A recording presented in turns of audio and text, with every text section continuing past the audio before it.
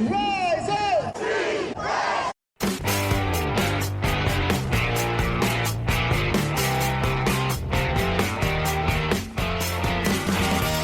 This is the Rise Up See Red podcast, all about the Arizona Cardinals and the NFL, featuring insider and outsider perspectives. Enjoy the best hour of Cardinals talk on the web. Now here are your hosts, Jess Root and Seth Cox.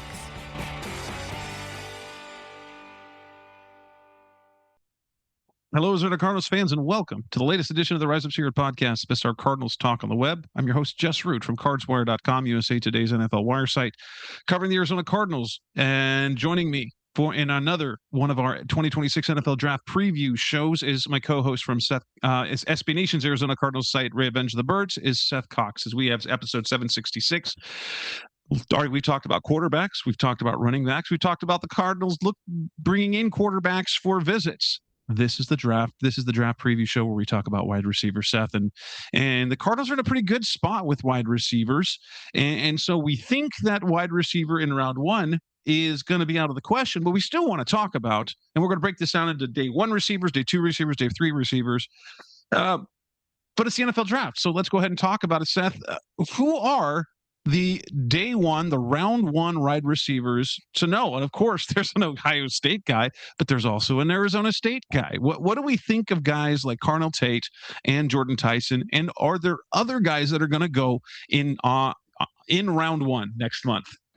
Yeah, and this is if you needed a wide receiver, this is a good class to need one. There's a lot of different talents and different type of guys to choose from, and that makes it interesting, right? Whereas we talked on the running back show, Jess.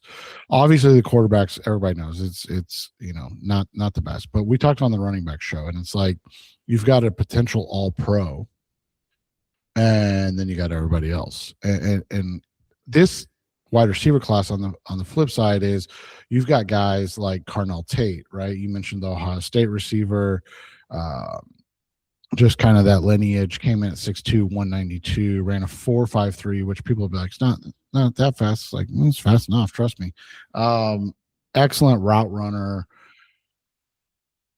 And a guy that really has shown that he can play at a high level. I mean, you look at what he's done, even in his 3 years at Ohio State, 264 yards and a touchdown in 2023, and then was a starter for the national champions the next year, 733 yards, 4 touchdowns, and then second team All-American this year, started 11 games, 875 yards, 9 touchdowns, over 17 yards per reception. And the quarterback play from Julian Sayin was interesting to say the least, right? Like, Sayin's an interesting guy in that he's an accurate quarterback, but he's not a big arm quarterback, and he struggled, in certain aspects of the game. So for Tate to put up those numbers and do what he did, he's really just kind of the next in line. Now, that doesn't mean he's going to be, Jackson Smith and Jigba or that ilk, right? But I've seen Chris Olave comps. I like those comps in this draft. I mean, Olave went top 15. I'm 90% sure in his. The Saints traded up for, I think, to 12 or something like that. Yeah. So you're talking about a guy that in a good draft went top 12. So Tate going in the top 12 in a draft like this would be, that would be nothing. I mean, and we're talking about a guy that averaged over 14 yards per reception in his career. So it wasn't just one time.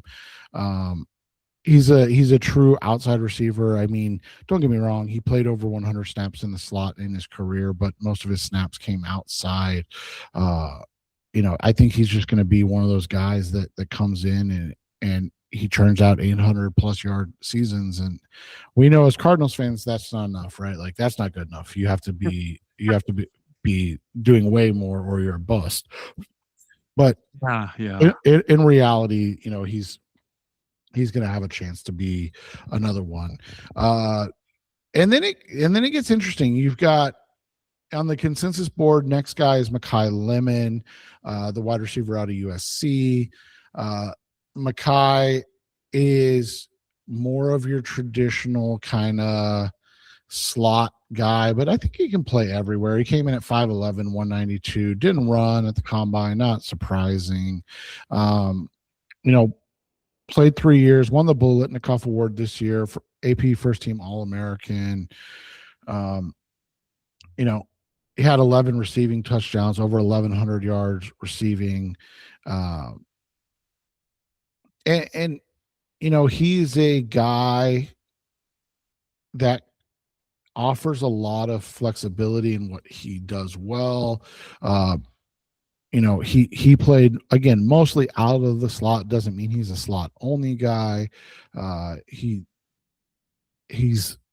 doesn't have a lot of drops. He's a guy that wins consistently, averaged over 14 and a half yards per reception in his career.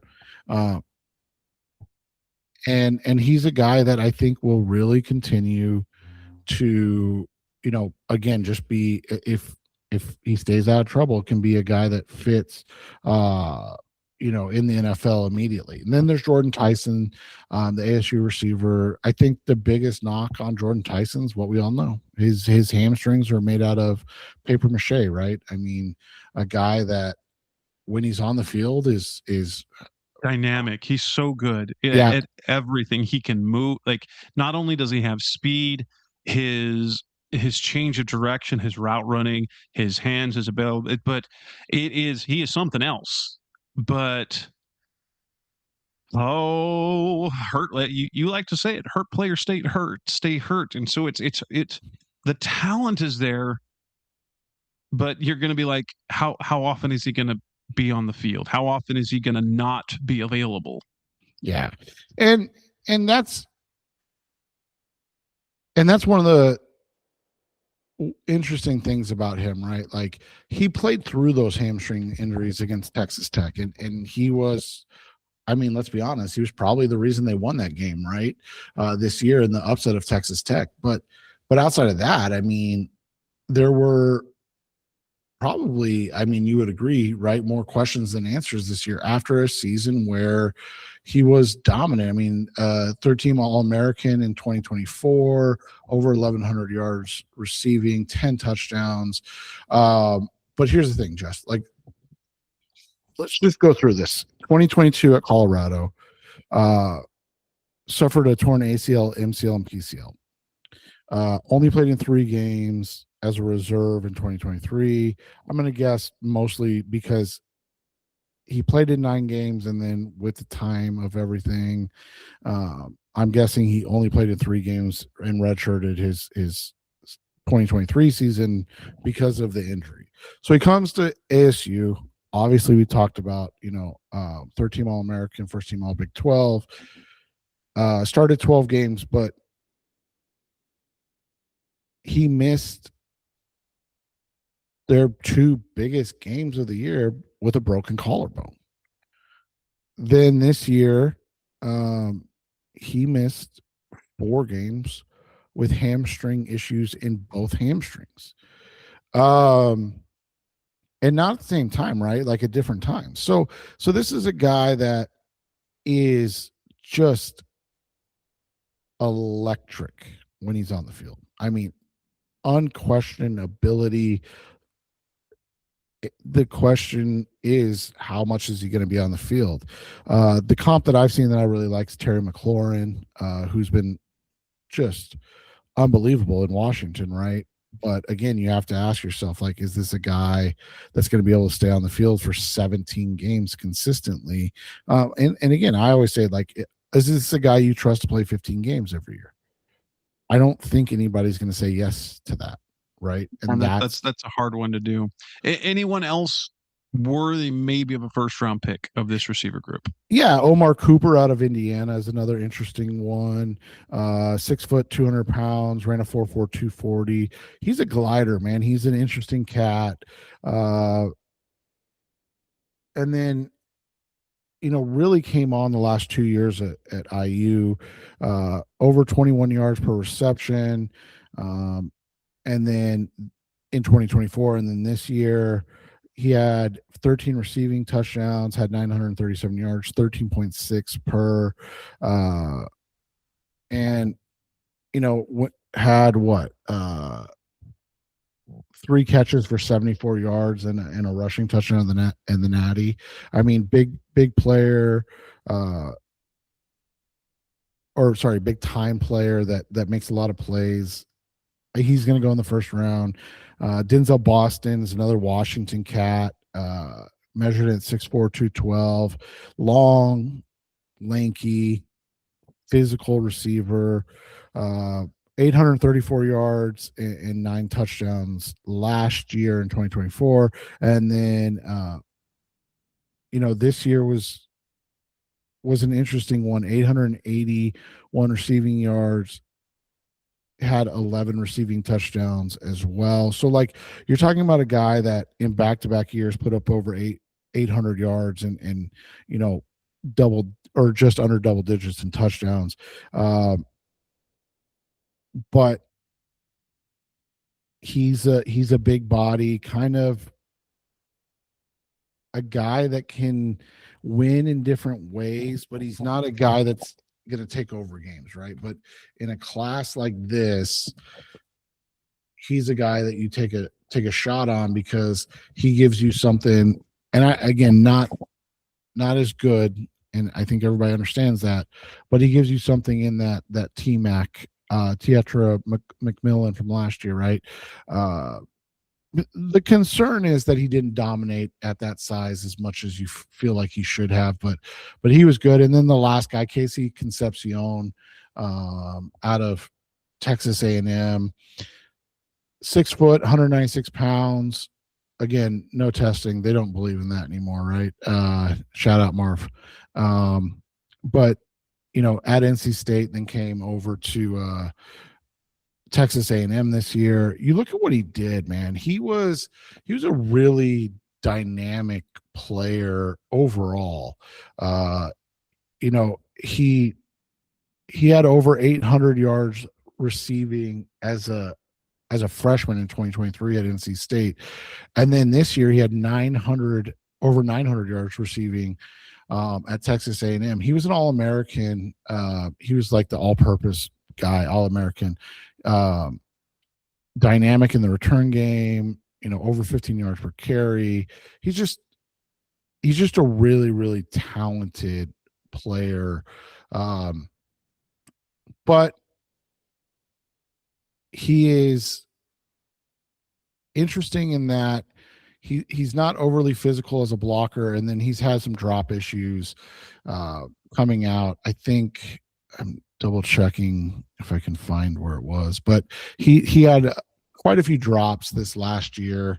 So the question becomes, is he a guy that you can trust to consistently win?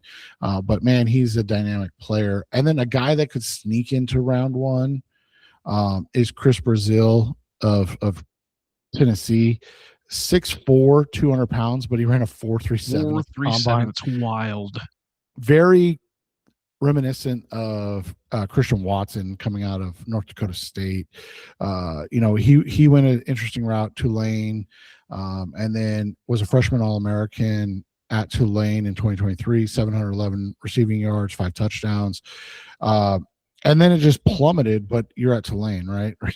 So, and then he goes to Tennessee, and he puts up 1,000 yards and 9 touchdowns in 12 games. So there's literally no question the dude can play, because you went from being a dynamic player at Tulane to being 1,000-yard receiver in the SEC. The questions about Brazil just come from consistency. Again, you like what you saw from him, over 16 yards per reception, but is he a one-trick pony? Is he a guy that is going to be able to do a lot and run every route for you? Or is he kind of a AJ Green at the end of his career? You know what I'm saying? Like you want him in those 50-50 balls and things of that nature because of his size and his athleticism. But he's not a guy that's going to run the entire route tree and do dynamic things like that. If you get a healthy Christian Watson level player, I don't think that's a bad thing at all in the end of round one.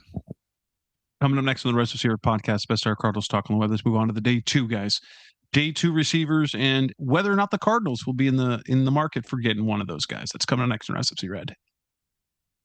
Back on the Rest of Sierra podcast, the Best of Cardinals Talk on the Web, talking about wide receivers in the 2026 NFL Draft. We moved on to day two. The Cardinals have the second pick of the second round, and they have the first pick of the third round. I would be surprised if they go receiver round two, but wouldn't be against it in round three. Who are day two receivers to know in general, and who would make a good fit in Arizona with what they already have? Well, it's really interesting because there's a lot of like different guys in this class, but you look at a couple things. One being, where do they play? Like I said, like a Casey Concepcion, if he fell, would really fit because he'd be a guy that could play behind Kendrick Bourne and then probably take over for Bourne in year two without any issues. Depending on what your plan is with Michael Wilson and Marv, you got to make a decision on one of those guys. I don't think you can pay both. That's another conversation for another show.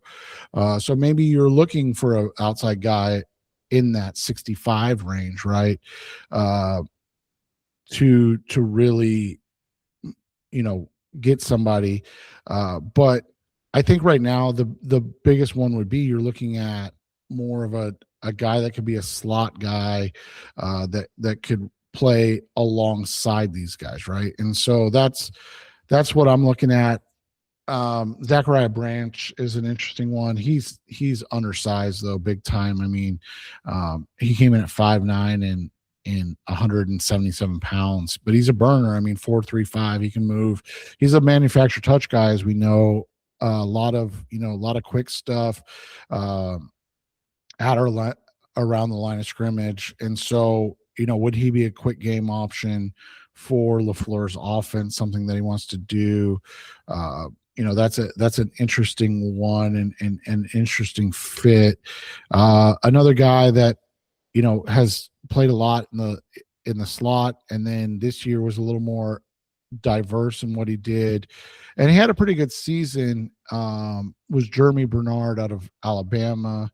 Bernard's an interesting guy, came in at 6'1", 206, ran that 4.48, average vert 32.5, decent broad, short shuttle, 3-cone were both good enough, but nothing like overly impressive. But he's a guy that just gets open. You think of the McVay offense and what he did with Robert Woods, and that's kind of Jeremy Bernard's comp coming out. Really versatile guy, can be used in the slot, out wide, is willing to work as a blocker and has been used in different ways. Whether it was at Michigan State, whether it was at Washington or at Alabama, his final years. I like Bernard quite a bit, but I don't think he gets there to 65. I've seen him in that like late round two range, which I think would just be a little rich for where the Cardinals, as you pointed out, do you really want to get a guy that early? And then from there's different.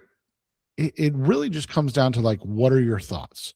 Like I said, they got to make a decision on a guy on these guys that they have, right? But Michael Wilson sounds like he's going to get an extension, but how pricey? And you had his first healthy season last year. Is that going to keep up? Yeah, I mean, and Skylar Bell's an interesting one because he's played both inside and out. Really started as a slot guy and then moved outside and really flourished. He's out of UConn, and I know people will be like, "Oh, UConn," but 856 yards last year, 1,282 yards, and 13 touchdowns. Was an All-American this year and had good games against the competition they faced that was decent. And so when you look at that, he's a guy that can be interesting. If you're going big and you're looking at, okay, maybe they move on from one of those guys. Uh, you know, Elijah Surratt in round 3. Right now, Surratt's slated right in that 70-75 range. So again, 65 versus 70, is that really a reach? No, not at all. Surratt is a guy that had a lot of success, as we saw at Indiana, as kind of their post-up big man receiver, doing different things. 6'2 and a half, 210 pounds. Played all over the place. St. Francis in the FCS, then James Madison, then obviously went to play at Indiana. He's not a guy that's going to burn it, but like an Alan Lazard type of guy that fits in the LaFleur offense would make sense. Again, and you're talking in the right range there too, right? As opposed to some of the other guys we talked about. Another one that could, potentially be a fit for them, but it really depends on what they want. Bryce Lance is a guy out of North Dakota State. You look at what he did the last 2 years. He put up big numbers. And those are, guys like that are at the FCS level, and then they put up big numbers. We've talked about this before. When you're judging those guys, that's what you want to see, right? You want to see them kind of dominate. The question becomes, is he a guy that is dominating because he's physically just, bigger, stronger, faster than his competition, or is he a guy that can really step up? I mean, he had almost 1,100 yards each of the last 2 years. This year specifically, he averaged over 21 yards per reception. That's what the scouting's for, right? Like those guys have to make a decision on if they fit what they want to do, and if they see a guy that can win at the next level, because the reality is there's no question that he was really good at North Dakota State. But the question becomes, is he good enough to spin that pick on? So the reality of this class on day 2 is you've got options. We didn't even mention, guys like Malachi Fields out of Notre Dame, who tested just kind of miserably. But he ended up, having a decent career. You look at what he did at Virginia for 2 years, over 800 yards. And then he went to Notre Dame this year. Obviously, they were heavy in the run game, had 630 yards, averaged over 17 yards per reception and 5 touchdowns. But again, another one of those probably like big bodied outside receivers that probably, does he fit this year, or is he a guy that takes over for somebody else? Last guy I'll mention, just because he's a local kid, is Jacoby Lane out of USC. Went to Red Mountain High School. 6'4", 200 pounds. Ran a 4.47 at the combine. You look at him. He had 12 receiving touchdowns in 2024. Took a step back a little bit this year from that perspective, but had over 745 yards receiving, over 15 yards per reception. Another ball skill guy. He's not a burner, but at 4.47, right? He's fast enough at 6'4", and then you combine that with a 40-inch vertical, and a nearly 11-inch broad. This is an explosive, jump ball guy that you could probably get at that pick 104. Coming on next on the Res Receiver podcast, Mr. Cardinals talking. Well, let's move on to day 3. Who are the guys to know? Some specialty guys, maybe some gems. That's coming next on Res Red. We're back on the Res Receiver podcast, Mr. Cardinals talk on the web. Day 3 receivers. I can't remember which mock draft it was, but the speedster out of Mississippi State, Brennan, what's his name? I saw his Brennan Thompson. Brennan Thompson. You know what? When I saw the speed and the build, I'm like, if the Cardinals get him, that meant Michael LaFleur really liked Tutu Atwell because they're basically identical in build and speed. Yeah, and Thompson's an interesting guy in that, like you said, so fast. He's an elite athlete, but yeah, undersized, 5'9", 164, but ran a 4.26.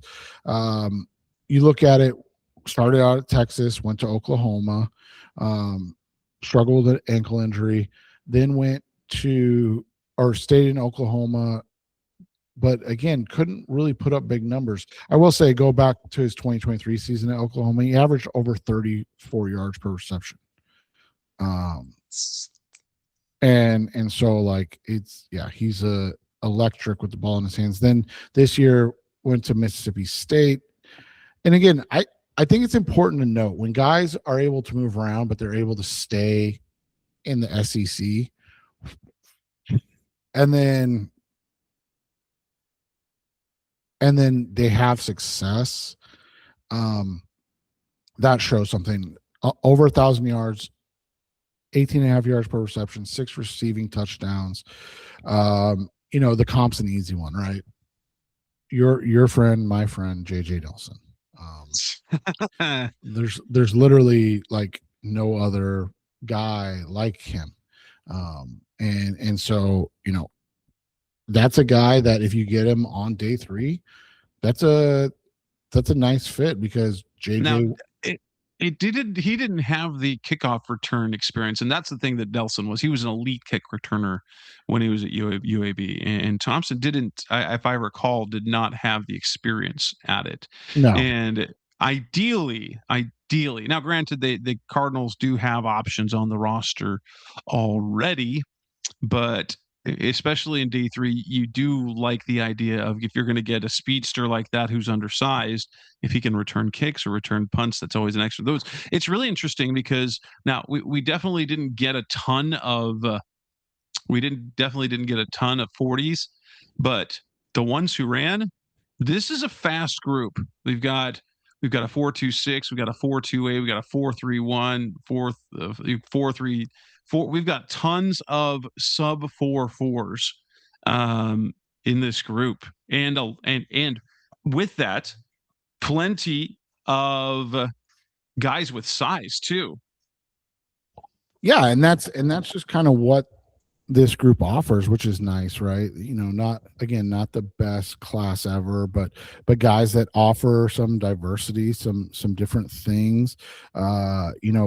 We're talking about day 3 guys, right? So we talked about Bryce Lance. Maybe he goes day 2. I don't want to say he's a day 3 guy, but maybe he goes day 2. We talked about Jacoby Lane. He's probably closer to a day 3 guy. But then you've got other guys that maybe we haven't heard a ton about. You brought up Brennan Thompson. He was an SEC guy, so maybe you have heard of him. But what about Ted Hurst, a Georgia State wide receiver, 6'4", 206 pounds, and ran a 4.42. His vert was good, not great at 36.5, but his broad jump was 11.3. So you're talking about an explosive athlete. Like 11.3 is just such a for a guy that's 6'4", 206, like that is just so. Doesn't that vertical combined with that broad and 40 just look anomalous? Yeah, at that size. At that size. That's why the broad is so interesting, because that's like you can have a bad day running, right? Like you can be like, I didn't run as fast as I usually can. But like, you can't have a great day doing the broad jump. Like the broad, the broad jump is one of those things that you're either really. That's the thing. Like, Jess, his broad jumps in the 97th percentile, and again, his height is in the 91st. Like, that's just not something that you see very often from that size of guy. He was at Valdosta State for 2 years and then moved. And here's the thing, back-to-back seasons, and I know it's Georgia State, but again, we talked about this with Bryce Lance, and I'm reaffirming this with Ted Hurst. If you're that big and that athletic, you should be the best player on the field. Last year, 56 receptions, 961 yards receiving, and he set the school record for 9 receiving touchdowns. Okay, so 17.2 per reception last year. This year, 71 receptions, so increases receptions, over 1,000 yards, dropped his per reception average a little bit, 14.1. But man, like, back-to-back years of a guy that can win in different ways is impressive. And again, we're talking about day 3. We're not talking about, I think they should take Ted Hurst at 35. No. Like, if you're sitting there at if you're sitting there at 143 and Ted Hurst is staring you in the face, you go, it's a guy I'd take a swing on. 100%. Day three is always, especially once you get to rounds 5, 6, 7, you go with elite athleticism, or you go with the guys that were uber productive, that seem to have an off the chart production, but their athleticism doesn't match. There's something missing in the day 3 guys. And a lot of times what it is that they just didn't play for, good teams. Another guy that's interesting, Dejon Stribling out of Ole Miss. He checks a lot of the boxes as well. 6'2", back-to-back 800+ yard seasons. Success in the SEC, 6'2", 207, but ran a 4.36. So, like, really, really strong athleticism. You look at it, like, the interesting thing about him is this. So he started at Washington State in 2021, put up 471 yards. I know those numbers we kind of dismiss, right? Because they were still in the air raid era. 2022 at Washington State, 602 yards. Gets hurt after 4 games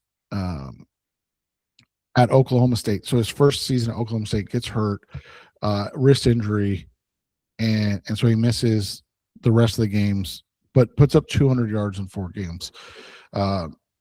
Again, so he's on pace for another 600+ yard season. So second year, healthy year at Oklahoma State, goes 882 yards, and then transfers to Ole Miss and puts up 811 yards. Like,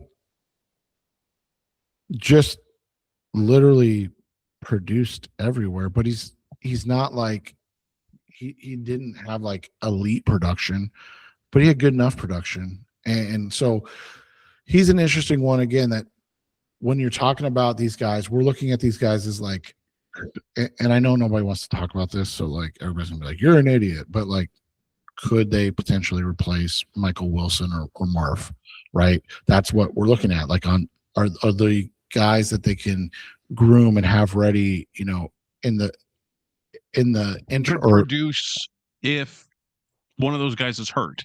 Correct. And so, those are guys to look at. Like I said, I like the wide receivers on, obviously offensive side of the ball. This is probably my favorite part of the class. So, I like what they bring. There's some different guys that we didn't talk about. Cyrus Allen, Reggie Virgil, Eric McAllister, all those guys check the size boxes, right? 6'3", 6'3". I meant Caleb Douglas, not Cyrus Allen, 6'4", like all those guys check those boxes. So they're all, interesting fits in Arizona because they're all clear day 3 guys. Like I don't think any of those guys are going to go on day 2. So again, like we talked about with the running backs, is there a guy that fits the system that could potentially become a very good fit in the program? And like you said, be a spot starter for a year or two before you have to make those big decisions on guys, and then potentially take over or at least get you a year until you are ready to draft another young guy. Like those are all things to look at in this class, and truthfully what the Cardinals have never really done, right? Like it's always, if we don't pay Michael Wilson, we don't have anything to replace him with, right? And so that's what's interesting about this group. Yeah. And with that, we can wrap up this edition of the Rise Up Sierra podcast, Mr. Cardinals Talk on the Web. We still have more position NFL draft previews at different positions come up in the days and weeks to come. As we do that, our next group will talk about tight ends, we'll talk about the offensive line, and more coming up in the days and weeks to come. But until then, that wraps up this edition of the show. That's Seth Cox. I'm Jess Root. Thanks for listening as always. We'll be back again soon. Thanks for listening to the latest edition of the Rise Up, See Red podcast. Listen to previous episodes and subscribe to the show on Apple Podcasts, Stitcher Radio, Audioboom, or many other podcast platforms so shows are delivered directly to your mobile device. Please give the show a 5-star rating and always support the sponsors who support the show. We'll be back soon for the best hour of Cardinals talk on the web. Rise up, Red Sea, be red, see red, and of course, Rise up, see red.